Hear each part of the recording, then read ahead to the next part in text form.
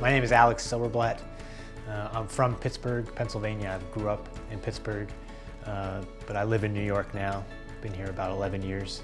I won the Shakespeare Monologue and Scene Contest at the Pittsburgh Public Theater when I was a junior in high school, so people might know me from that.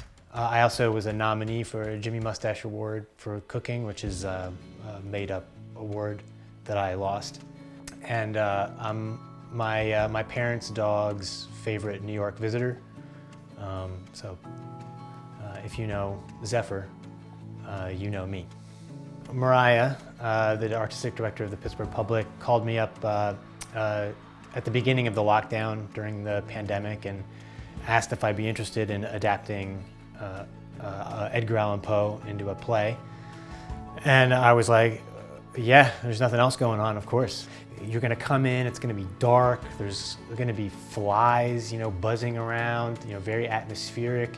And then I'm just gonna tell you a story, sometimes in complete darkness. And so you're not only gonna be listening to the story and experiencing the story that way, but you're also gonna be sort of immersed inside the story, using all the cool tools we have available to us.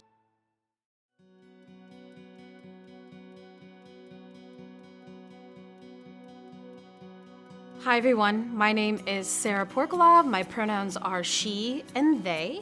I'm a Pisces sun, Taurus moon, and Capricorn rising, and that explains everything if you know astrology.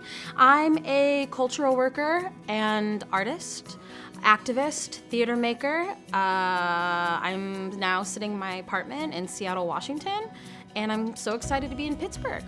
So what people can expect to see on stage when they come to see Dragon Lady is theatrical magic they've never seen before, performed by one person, aka me.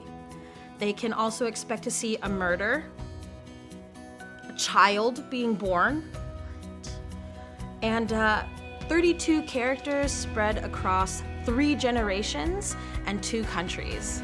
Going crazy. That's what people can expect to see in Dragon Lady.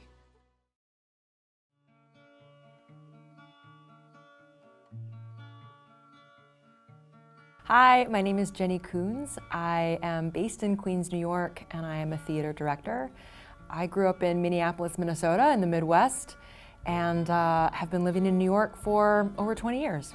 In the last couple years in these COVID times, I most recently adapted and directed Oedipus with Deaf West Theater and the Getty Villa in Los Angeles.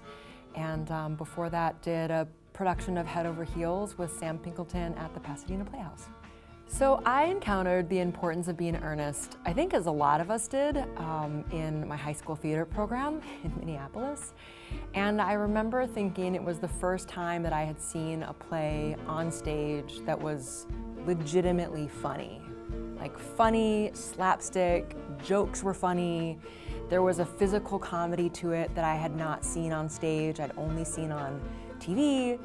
And I remember thinking, at the time it was so wild that a play from 100 years ago could get teenagers in Minneapolis laughing so many decades later.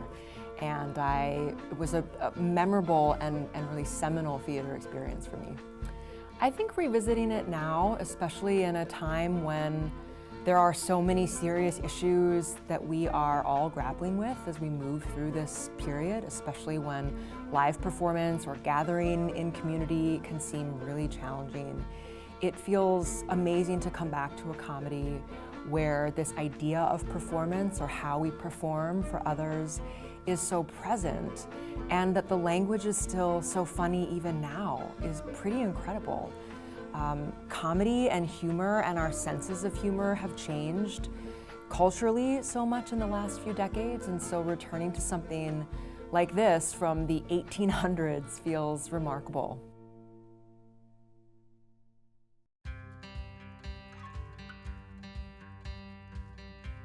My name is Mark Clayton Zellers. I'm a playwright, and I reside in the Hill District of Pittsburgh, Pennsylvania. This play, The Coffin Maker, is part of my 19th century cycle. August Wilson wrote the 20th century cycle of American plays He's my mentor.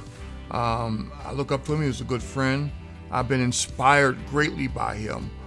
You go through your life and you want to know what your purpose is. Some people go to college and that's their path. I went to college and my path veered off.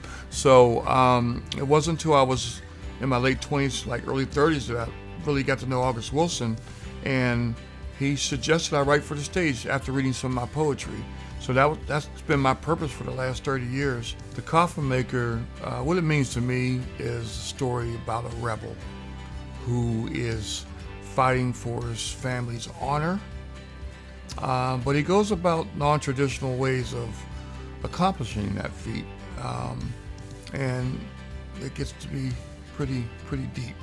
He goes to really deep lengths to do that, and the story just took off, and I just went along for the ride.